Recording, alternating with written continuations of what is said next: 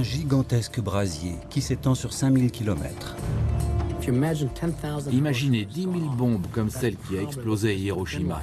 Ça vous donne une petite idée de l'ampleur du cataclysme. Un continent entier disparaît, avalé par une formidable tempête de poussière. C'est une vision d'apocalypse. Toute la vie qui existait jusqu'alors, tout a été détruit. Une comète pourrait-elle avoir déclenché dans le passé un cataclysme qui aurait dévasté l'Amérique du Nord et anéanti presque toute vie sur ce continent? Ce serait un scénario d'apocalypse pour la population. Une telle catastrophe pourrait-elle se reproduire?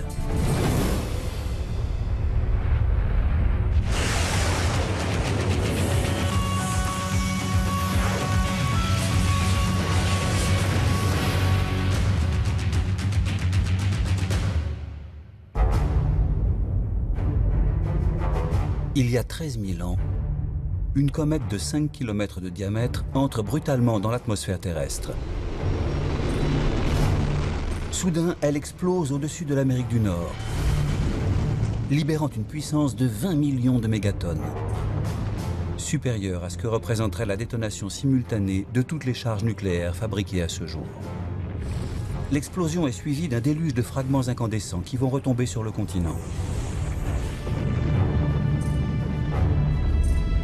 Ils déclenchent de formidables incendies à travers toute l'Amérique du Nord, qui carbonisent tout sur leur passage. Ces incendies progressent de l'Atlantique jusqu'au Pacifique. Il est difficile de se représenter un gigantesque incendie à l'échelle d'un continent. Et bien sûr, le cataclysme a dû être d'une ampleur colossale. L'incendie dégage un mélange de suie, de cendres et de fumée, tandis que des fragments brûlants de la comète continuent à s'abattre sur la Terre. Ce phénomène a dû être d'une telle ampleur qu'il a eu des répercussions sur notre atmosphère. Il s'est produit près de la surface de la Terre, ce qui a sans doute généré une onde de choc et provoqué un embrasement de tout le continent nord-américain. L'atmosphère devient si polluée que les hommes et les animaux sont asphyxiés sur place. Les rares survivants de ces incendies et de ces tempêtes dévastatrices vont finir par mourir de faim. Ils n'ont plus trouvé de quoi se nourrir. Peu à peu, ils ont été affamés et sont morts de faim. C'était une sorte d'apocalypse. Toute la vie qui existait jusqu'alors, tout a été détruit. Pour les hommes de cette époque, difficile d'imaginer un phénomène plus destructeur.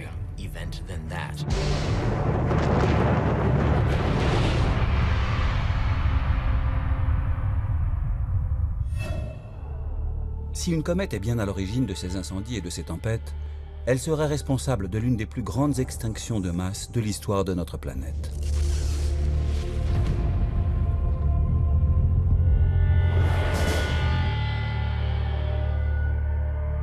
Sur le continent nord-américain, les archives fossiles attestent qu'une catastrophe naturelle s'est effectivement produite il y a 13 000 ans.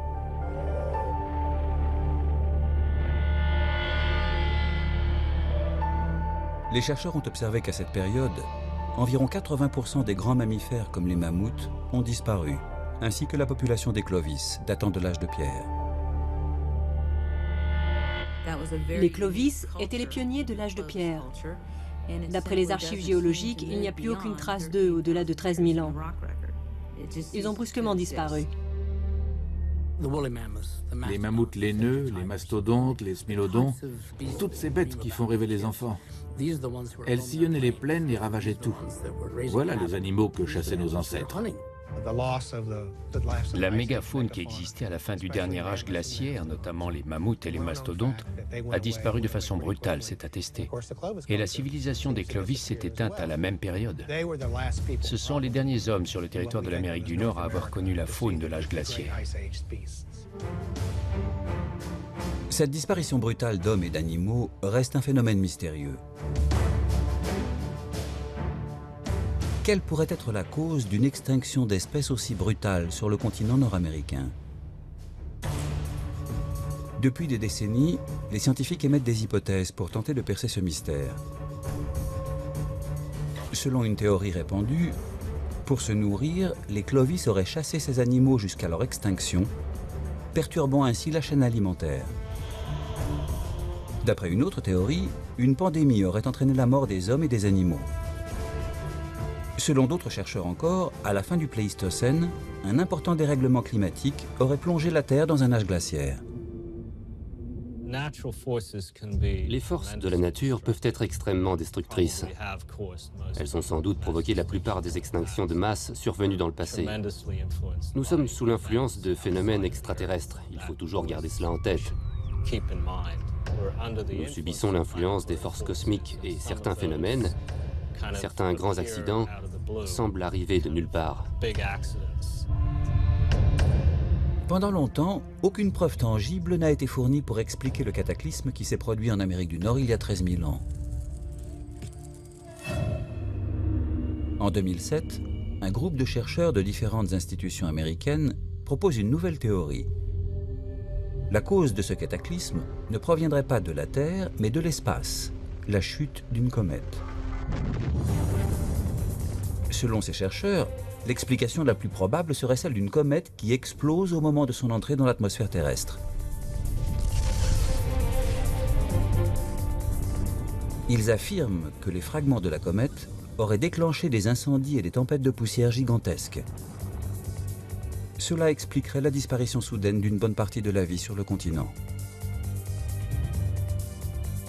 Ils ont appelé cet objet céleste la comète de Clovis, en référence à la civilisation qu'elle a anéantie.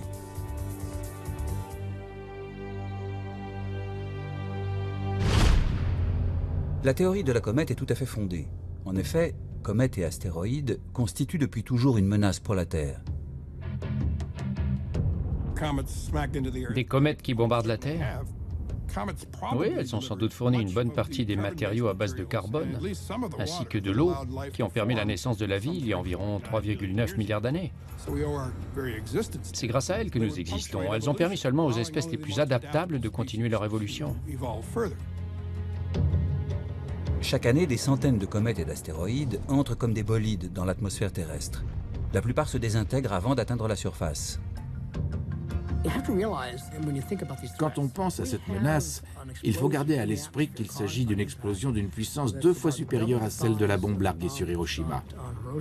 Imaginez, pendant que vous êtes tranquillement assis, vous prenez votre repas, vous sortez entre amis, vous allez à l'école, toutes ces choses qui font partie de notre vie quotidienne.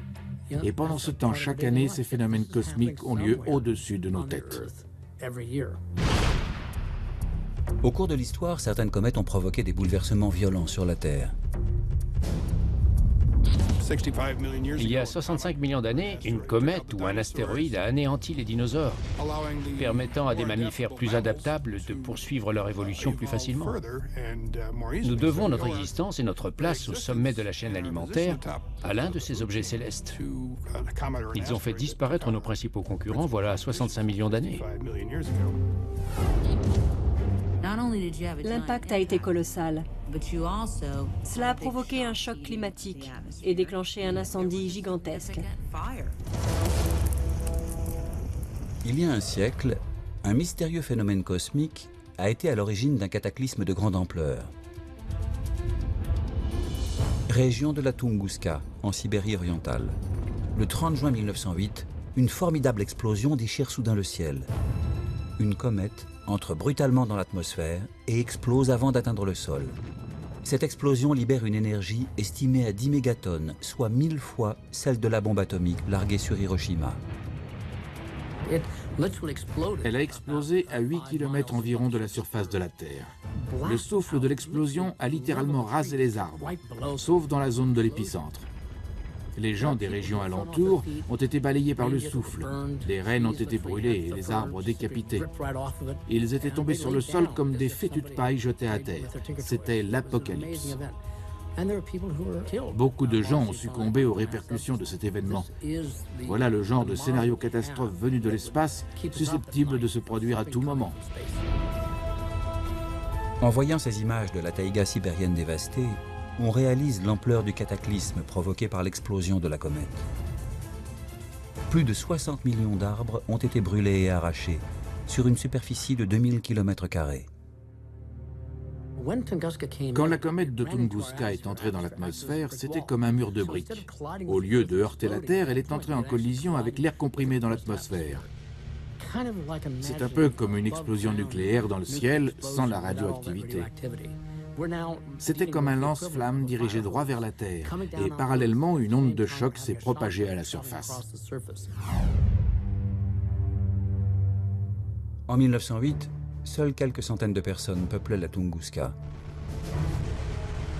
Si la comète était entrée dans l'atmosphère quelques heures plus tôt, elle aurait peut-être explosé au-dessus de l'Europe, faisant des millions de victimes. À l'époque, Londres comptait 7 millions d'habitants. Et si la comète de Tunguska avait explosé au-dessus de Londres, cela aurait provoqué une catastrophe effroyable. On a eu de la veine qu'elle ait explosé au-dessus de la Sibérie. C'est vraiment un coup de chance extraordinaire. L'événement de la Tunguska prouve que l'impact d'une comète peut avoir des conséquences fatales sur la Terre. Pourtant, le fragment de la comète de Tunguska qui a explosé mesurait seulement 50 mètres de diamètre. En comparaison, la comète de Clovis mesurait 5 km de diamètre, soit 100 fois plus.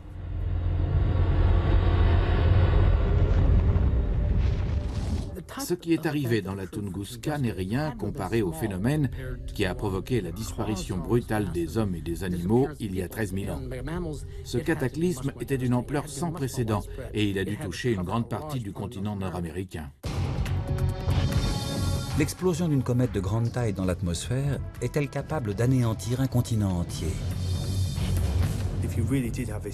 Si l'explosion de cette comète s'est effectivement produite, des feux de forêt gigantesques ont alors décimé de grandes superficies de terrain. Le paysage devait être étrange, baignant dans un nuage de poussière et de particules calcinées.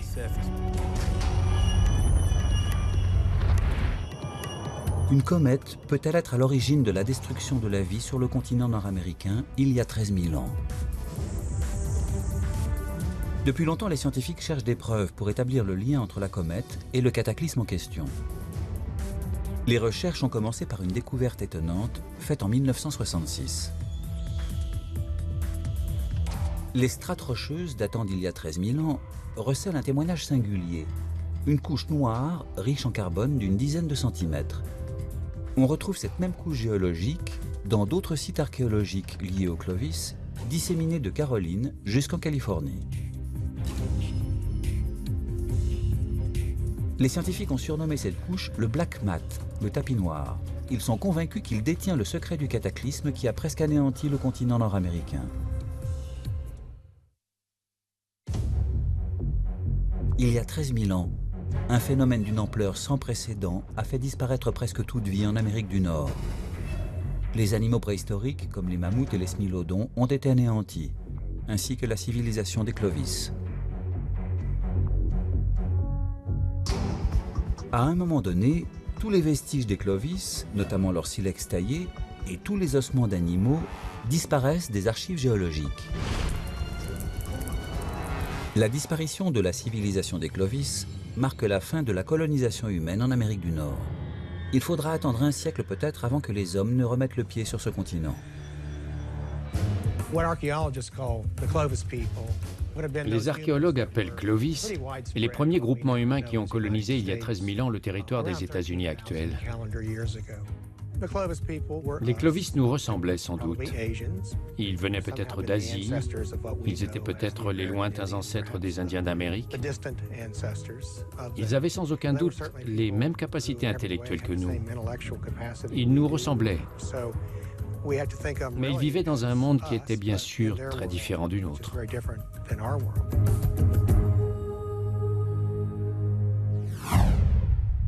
Mais quel genre de cataclysme a pu réduire à néant un continent entier? Difficile d'imaginer comment un continent a pu être anéanti. C'est ce qui rend toute hypothèse délicate. Il existe de nombreuses théories pour expliquer le cataclysme survenu il y a 13 000 ans. Les chercheurs avancent plusieurs hypothèses. Un important dérèglement climatique, une pandémie ou une perturbation de la chaîne alimentaire. Mais aucune de ces hypothèses n'a été vérifiée. C'est un mystère depuis longtemps. L'hypothèse du dérèglement climatique s'est imposée de façon plus ou moins intuitive aux géologues et aux paléontologues qui ont étudié l'évolution de la vie sur plusieurs millions d'années. Les scientifiques tentent de résoudre cette énigme depuis longtemps. Certains affirment qu'une pandémie aurait anéanti ces animaux, mais on n'a aucune preuve.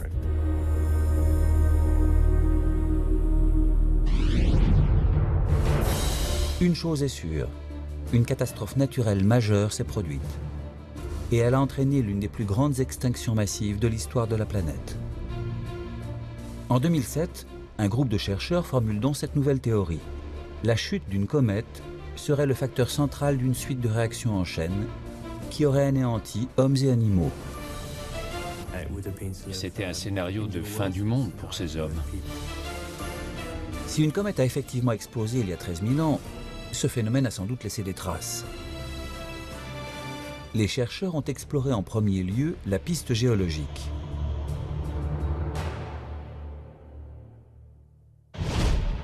Dans une vingtaine de sites archéologiques liés au Clovis en Amérique du Nord, les chercheurs ont fait une découverte singulière. Une couche riche en carbone d'une dizaine de centimètres, surnommée le tapis noir.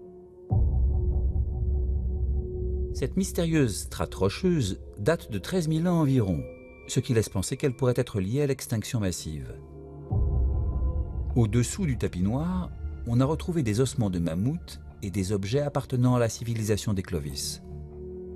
Juste au-dessus du tapis noir, en revanche, plus de traces de ces vestiges fossiles.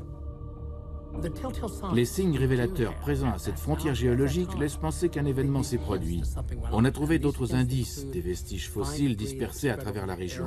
Cette strate rocheuse indique qu'à un moment donné, les grands mammifères ont disparu. Et puis, il y a eu cet incendie gigantesque. Pourrait-il aussi y avoir des indices physiques de la comète dans le tapis noir? Les scientifiques affirme que si une comète est effectivement à l'origine de l'extinction de masse en Amérique du Nord, elle a dû laisser des traces dans les couches sédimentaires. De la même façon, en observant les couches de la limite du Crétacé tertiaire, on a découvert la preuve qu'il y a 65 millions d'années, la chute d'un grand astéroïde vers la Terre a entraîné la disparition des dinosaures.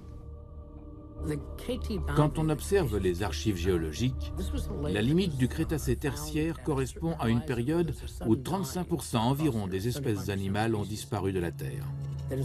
C'est dans cette couche sédimentaire qu'on a découvert une concentration anormale d'iridium, un élément rare à la surface de la Terre. On a aussi trouvé d'autres éléments qui étaient sans aucun doute d'origine extraterrestre. En 2005, des scientifiques se sont réunis sur le site archéologique de Topper, en Caroline du Sud, en quête des traces d'une comète. Le professeur Albert Goodyear était à la tête de l'expédition. Voici l'endroit où on a travaillé en 2005.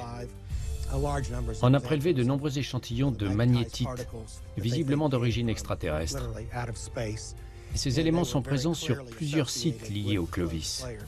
Plus tard, en laboratoire, on a découvert de grandes concentrations d'iridium, de nickel et du carbone vitrifié, typique des impacts de météorites.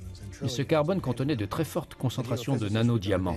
D'après les géophysiciens, ces éclats de diamants sont d'origine extraterrestre.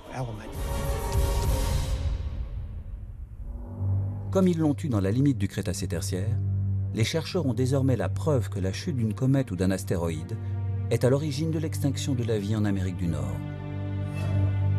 Il y a 65 millions d'années, l'impact d'un astéroïde a laissé un énorme cratère dans la péninsule du Yucatan, ce qui n'était pas le cas en Amérique du Nord il y a 13 000 ans. On n'a retrouvé aucun cratère de ce type. Les scientifiques pensent donc que la comète de Clovis a explosé dans la haute atmosphère, comme lors de l'événement de la Tunguska en 1908. Quand un impact de météorite a lieu, toute l'énergie cinétique est transformée en énergie calorifique. Quand la météorite poursuit sa course dans l'atmosphère, c'est un peu comme un lance-flamme dirigé droit vers la Terre. Et parallèlement, une onde de choc se propage à la surface. Il est peu probable qu'un impact de comète ait pu à lui seul détruire un continent entier. Mais qu'en est-il des répercussions de l'explosion? Le tapis noir contient-il des traces de l'après-explosion? Louann Baker est professeure à l'université Johns Hopkins dans le Maryland. Elle a étudié des échantillons prélevés sur différents sites en Amérique du Nord. Elle recherche les indices d'un cataclysme majeur qui se serait produit après l'explosion. Les échantillons prélevés sur les sites liés au Clovis, de Californie jusqu'en Caroline, attestent tous la présence de suie. Cet élément indique que des incendies gigantesques se sont déclenchés juste après l'explosion et ont sans doute envahi tout le continent. Il a dû y avoir des incendies de grande ampleur après l'explosion. Partout où nous avons fait des recherches, nous avons trouvé des traces de carbone issues de la suie. Ce genre de matériaux se forme uniquement à la suite d'énormes incendies. Des fragments ardents ont sans doute embrasé de vastes zones du continent. Mais ces incendies pourraient-ils s'être propagés sur près de 5000 km et avoir englouti le continent entier? Si en effet certaines circonstances ont provoqué des feux énormes qui ont embrasé toute l'Amérique du Nord, les populations qui existaient à ce moment-là ont dû être terrifiées, à un point qu'il est difficile d'imaginer. Est-il possible que des incendies gigantesques aient embrasé un continent entier, anéantissant une civilisation et de nombreuses espèces?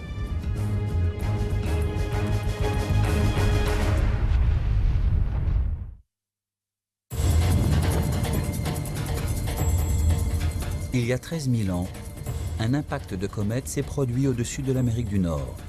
Il a provoqué une onde de choc massive et des fragments ardents sont retombés en pluie à la surface de la Terre. Des incendies colossaux pourraient-ils avoir embrasé tout le continent, provoquant l'extinction de la quasi-totalité des êtres vivants?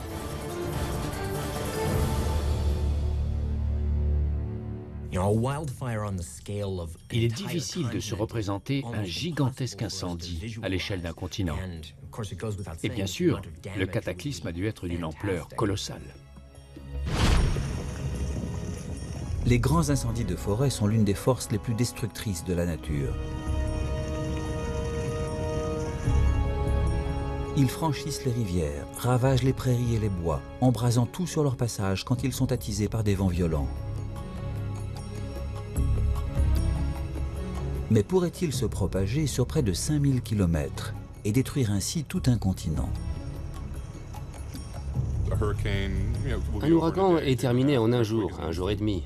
Un tremblement de terre dure quelques instants. Ce sont les répercussions qu'il faut gérer. Les incendies sont sans doute les catastrophes naturelles les plus imprévisibles. C'est un phénomène inhumain. Face à un incendie, tous les êtres vivants prennent la fuite. Hommes, animaux, oiseaux. Personne ne peut rester dans les parages.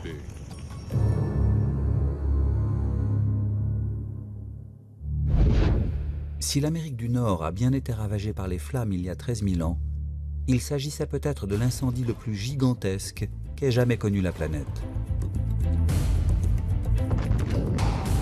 Dans le passé proche, un triste exemple illustre la puissance des incendies de végétation.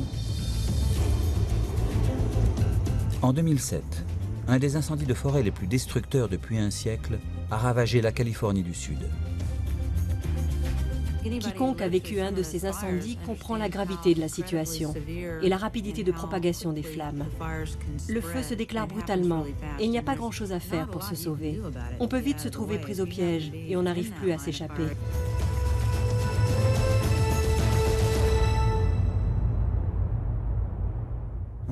Les incendies de forêt sont terrifiants parce qu'ils se propagent à une vitesse incroyable, à tel point que les pompiers n'arrivent pas à les maîtriser à temps. Ils avancent si vite que les gens n'ont parfois pas le temps de s'échapper à cause du vent. En Californie, les vents de Santa Ana ont dépassé 160 km/h et attisé les flammes. Les feux de végétation se sont propagés sur près de 250 km, de San Diego à Malibu, détruisant plus de 2000 habitations. Il a fallu évacuer près d'1 million de personnes. Un incendie de cette taille, impossible à maîtriser. Il faudrait une lance à incendie de la taille de Los Angeles. C'est une vraie fournaise. Les habitants de la région l'ont senti approcher, ils ont senti la chaleur, ils ont vu les flammes, la fumée. Ça faisait un bruit assourdissant. Ils ont dit qu'ils n'avaient jamais vécu pareil cataclysme.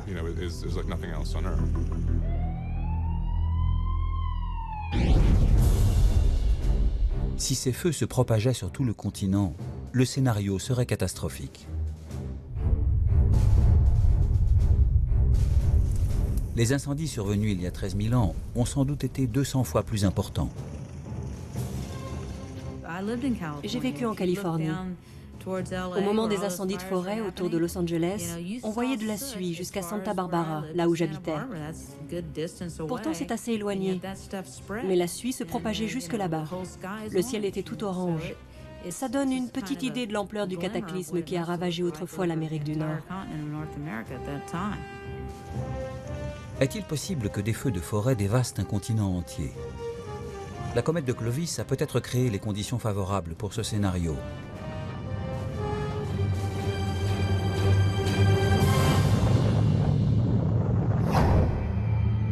Après l'impact de cette comète, un déluge de particules incandescentes s'est abattu sur l'Amérique du Nord. Ces fragments ont sans doute déclenché de gigantesques incendies.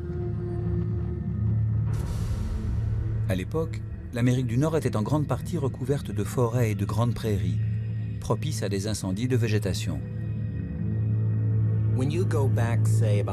13 000 ans avant notre ère, au cours du Paléolithique, les paysages d'Amérique du Nord ressemblaient beaucoup à ceux de l'Afrique actuelle. L'onde de choc qui a suivi l'impact de la comète a sans doute déclenché des tempêtes avec des vents qui ont balayé le continent à plusieurs centaines de kilomètres par heure, soit 10 fois plus rapides que les vents de Santa Ana en Californie en 2007. Ces tempêtes ont attisé les flammes, transformant le continent en gigantesque brasier. S'il y a plusieurs grands foyers d'incendie et que des vents violents s'en mêlent, c'est là que ça devient dangereux. Quand les vents sont forts, et là ils devaient être très violents, c'est comme si on actionnait un lance-flamme géant. La comète a dû provoquer l'incendie le plus dévastateur que la Terre ait jamais connu.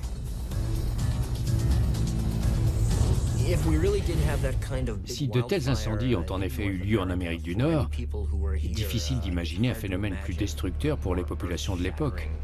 Tout ce qu'ils connaissaient, toute leur vie a dû être entièrement bouleversé. Les hommes et les animaux qui n'ont pas été pris au piège ou asphyxiés par la fumée ont dû peu à peu mourir de faim. Beaucoup d'espèces ont sans doute été anéanties. Si elles n'ont pas été tuées sur le coup par le feu, elles ont dû avoir beaucoup de difficultés à survivre dans le chaos qui a suivi. Il a dû y avoir une très grande vague de famine. Les peuplades locales n'ont peut-être pas été entièrement anéanties, mais elles ont dû faire face à un bouleversement radical de leur vie. Les animaux qui ont survécu se sont retrouvés dans une situation désespérée, sans nourriture. Ils ont été frappés de plein fouet par le bouleversement de leur écosystème.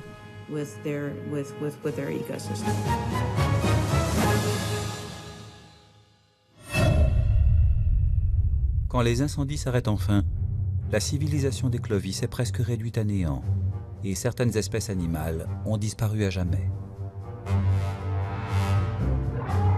Les animaux ayant survécu allaient connaître de profondes mutations génétiques. Le bison est emblématique des grands espaces américains. Ce puissant animal est peut-être un descendant du bison ancien, mais de taille plus réduite. Apparemment, on ne retrouve pas de traces du bison actuel dans les archives fossiles de l'âge glaciaire. Il semble être apparu bien plus tard. Le bison ancien possède des cornes beaucoup plus longues. Le bison actuel est peut-être issu d'une mutation génétique du bison ancien. De taille plus réduite, il aurait survécu aux tempêtes et, d'après sa carte génétique, il aurait perdu certaines caractéristiques de ses lointains ancêtres. Il est possible qu'il y ait eu un blocage génétique. Cela se produit quand les populations sont réduites à très peu d'individus.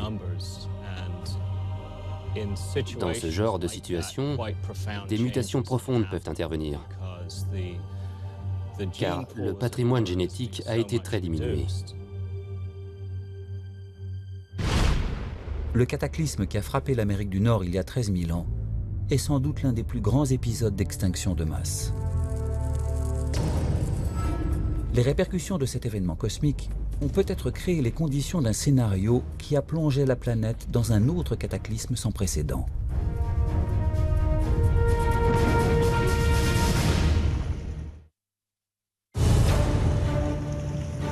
Il y a 13 000 ans, un impact de comète a peut-être provoqué l'un des plus grands cataclysmes qu'ait connu la Terre.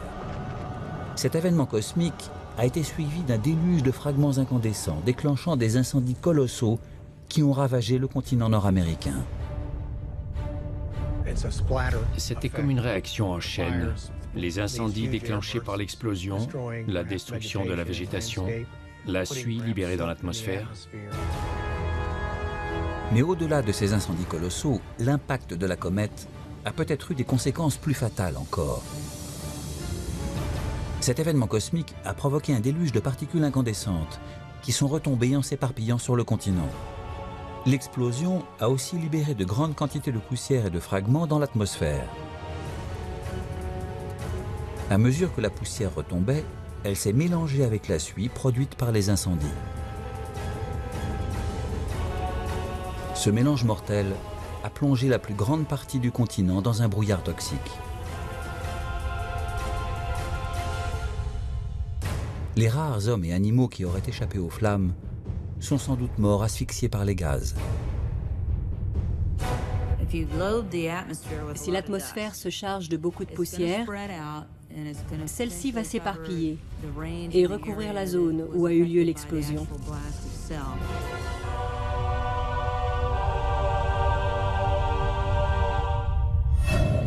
Sur les sites liés au Clovis, du nord du Canada à la Californie du Sud, on a retrouvé dans les vestiges fossiles des traces semblables de particules de poussière. Ces éléments laissent penser que le nuage toxique a englouti le continent. Pris dans une tempête de poussière, hommes et animaux peuvent mourir asphyxiés. Quand on respire ces particules, elles vont directement dans les poumons. Et c'est comme si on se noyait dans cette poussière sèche. Les tempêtes de poussière sont un phénomène climatique courant en Amérique du Nord. Elles se produisent dans les plaines arides de l'Ouest, d'où le surnom de Dust Bowl, le bol de poussière. C'était le cas notamment pendant la Grande Dépression. Dans les années 30, des tempêtes de poussière ont dévasté les plaines centrales des États-Unis, du Nouveau-Mexique au Colorado et de l'Oklahoma au Kansas. On surnommait ces tempêtes les blizzards noirs. Pendant plusieurs jours, les grandes plaines disparaissaient dans des nuages de poussière.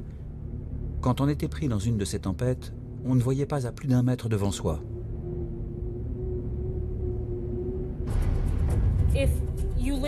Ces tempêtes sont si fortes qu'elles peuvent rendre un homme aveugle. Cette poussière s'infiltre partout, sous les portes. Elle ensevelit les voitures, les plantes. Elle peut s'entasser en quantité sur les planchers d'une maison. Elle est très destructrice. Le bol de poussière s'étend sur près de 250 000 km². Mais l'impact des tempêtes des années 30 n'est rien comparé aux répercussions de la comète de Clovis. La tempête de poussière provoquée par la comète a peut-être recouvert 6 millions de km², soit une superficie 25 fois supérieure à celle du bol de poussière. La poussière générée par la comète contenait de la suie et des fragments cométaires. Elle était plus épaisse et plus toxique que celle des tempêtes des années 30, composée surtout des couches supérieures du sol. Le feu a calciné les arbres et toute la matière organique, les transformant en poussière de charbon. Le cataclysme survenu en Amérique du Nord pourrait avoir provoqué à lui seul l'un des plus grands épisodes d'extinction de masse sur Terre. Mais les répercussions des tempêtes de poussière pourraient avoir touché toute la planète, entraînant un bouleversement climatique. Cela modifie le climat et l'écosystème. On parle ici d'un dérèglement à très grande échelle. Si une partie du rayonnement solaire est bloquée pendant des semaines, cela a des répercussions sur l'ensemble de l'écosystème. La quantité de suie éparpillée dans l'air a pu avoir des conséquences à l'échelle planétaire, en provoquant une chute des températures. Même les populations qui vivaient loin de la zone d'impact de la comète ont sans doute été touchées en raison de la quantité de poussière rejetée dans l'air. Elle s'est éparpillée autour du globe, occultant en partie la lumière du soleil, ce qui a fait dégringoler les températures. Un phénomène terrifiant. À l'échelle planétaire, le mélange de poussière et de suie qui s'est répandu dans l'atmosphère aurait donc provoqué la chute des températures, créant un mini hiver nucléaire. La lumière du soleil est occultée, d'où un refroidissement. Cela change radicalement les modèles climatiques. La présence de ces particules de poussière modifie toute la dynamique. Cela entraîne un bouleversement complet du climat et de l'écosystème. Lorsque la tempête de poussière se calme, cela déclenche un phénomène encore plus fantastique. D'énormes quantités de poussière et de suie commencent à retomber sur l'épaisse couche de glace qui recouvrait alors une grande partie du Canada. La poussière concentrée dans l'atmosphère finit par retomber sur la couche de glace.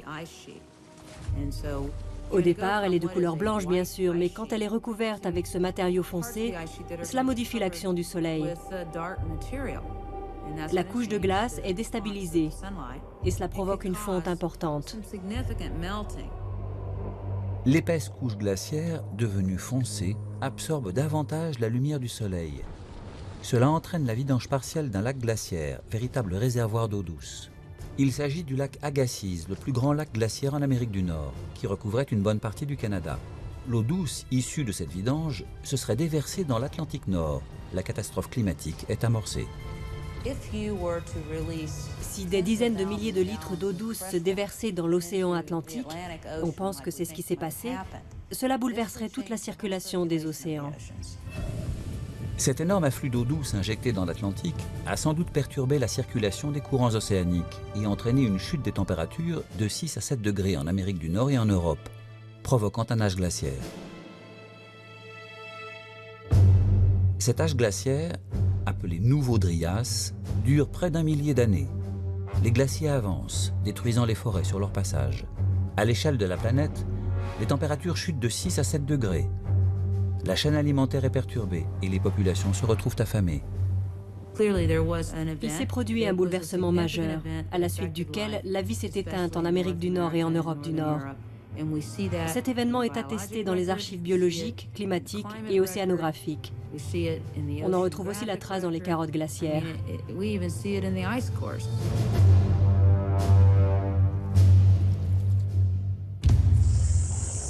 Cependant, la théorie selon laquelle la comète de Clovis aurait anéanti toute vie en Amérique du Nord et provoqué un âge glaciaire ne fait pas toujours l'unanimité. Ce n'est pas aussi évident que ça. Tout le monde est d'accord là-dessus. C'est une hypothèse et en tant que telle, il faut la vérifier. Bien sûr, tous les éléments indiquent qu'il y a eu un événement majeur. Il y a des vestiges et le tapis noir qui attestent une extinction massive.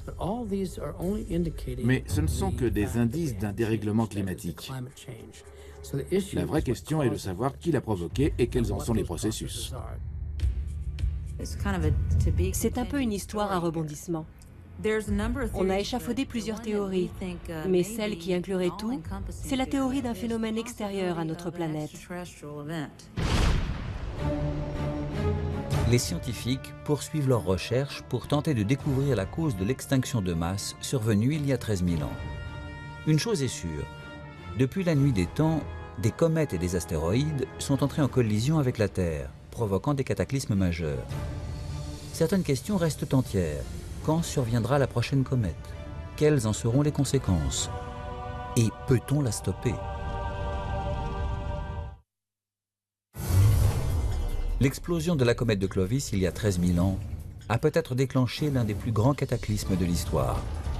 Les incendies gigantesques et les tempêtes de poussière qui ont englouti l'Amérique du Nord ont anéanti de nombreuses espèces. Une telle catastrophe pourrait-elle se reproduire? Une autre comète pourrait-elle semer la mort et la destruction? Difficile de savoir d'où proviennent les comètes, il faut faire avec. La question est de savoir si nous pouvons nous protéger en cas d'une prochaine collision majeure. Nous n'en sommes pas encore là. Nous avons le temps d'y réfléchir, mais il est impératif d'y penser. Je ne parle pas des comètes de petite taille, mais de celles qui risquent de provoquer un cataclysme majeur sur Terre. Selon toute vraisemblance, une autre comète entrera dans l'atmosphère terrestre. La question est de savoir quand. Les astronomes ont découvert plus de 5000 comètes et astéroïdes éparpillés dans notre système solaire. La plupart sont de petite taille et se consumeraient lors de leur entrée dans l'atmosphère. Mais il en existe plus de 700 qui mesurent près de 2 km de diamètre. Si une seule d'entre elles entrait en collision avec la Terre, ou si elle explosait dans l'atmosphère, cela provoquerait un cataclysme majeur. C'est comme si elles étaient dotées de leur propre moteur. Si elles restent sagement en orbite, là où elles sont, on est en sécurité. Mais quand elles commencent à s'approcher et qu'elles arrivent en ligne droite vers la Terre, là, il faut commencer à s'inquiéter. Si un objet de quelques kilomètres de long entrait en collision avec la Terre, cela provoquerait un cataclysme qui éclipserait l'ensemble de l'arsenal nucléaire actuel du monde entier. Quelles seraient aujourd'hui les conséquences de l'impact d'une comète au-dessus de l'Amérique du Nord? Si une comète de la taille de celle de Clovis explosait au-dessus d'une ville comme Boston, la catastrophe serait sans précédent, dépassant de loin toute attaque nucléaire. Et si la comète explosait en l'air, Boston serait littéralement grillé. Il ne resterait pas grand-chose de la ville à part des décombres calcinés. Ce serait un scénario d'apocalypse pour la population. La ville et la région alentour, qui comptent plus de 4 millions d'habitants, seraient détruites en un instant et réduites en décombres fumants. Les fragments cométaires déclencheraient des incendies dans toute la Nouvelle-Angleterre. Si les incendies n'étaient pas maîtrisés, ils pourraient rapidement se propager à travers le pays, menaçant New York, Montréal, Philadelphie, Washington et peu à peu tout le continent nord-américain.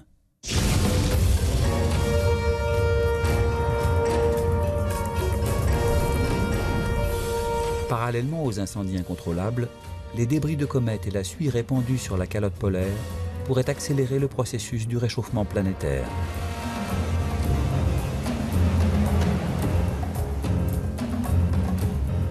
Si les océans inondaient les côtes sur des milliers de kilomètres, un scénario fatal menacerait la population mondiale.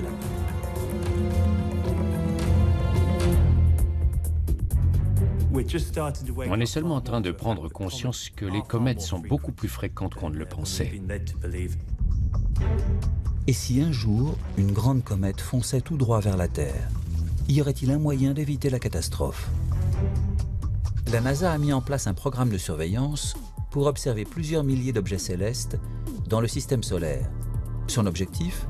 Détecter toute menace en provenance de l'espace bien avant un impact potentiel avec la Terre. Si on détecte une comète ou un astéroïde sur une trajectoire qui menace la Terre, on a la technologie nécessaire pour dévier l'objet s'il est repéré à temps. Il suffit de le ralentir ou de l'accélérer d'1 millimètre par seconde, de sorte que d'ici 10, 20 ou 30 ans, il ne heurte pas la Terre. La NASA pourrait donc dévier la trajectoire d'une comète de quelques millimètres afin d'empêcher un impact avec la Terre et d'éviter ainsi un cataclysme. Cela ressemble à de la science-fiction. Pourtant, en juillet 2005, c'est l'exploit qu'ont réussi les scientifiques de la NASA en déviant la comète Tempel 1. Un impacteur a percuté la comète.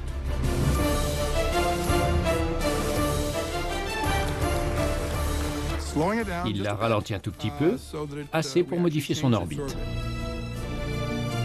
La comète Tempel 1 n'était pas sur une trajectoire de collision avec la Terre. Mais la réussite de la NASA prouve que les scientifiques ont la capacité d'écarter cette menace.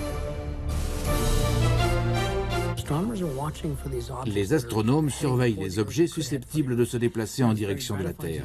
Il est rassurant de savoir que l'on peut les cartographier, que l'on connaît leurs orbites et que l'on peut déterminer leur trajectoire future.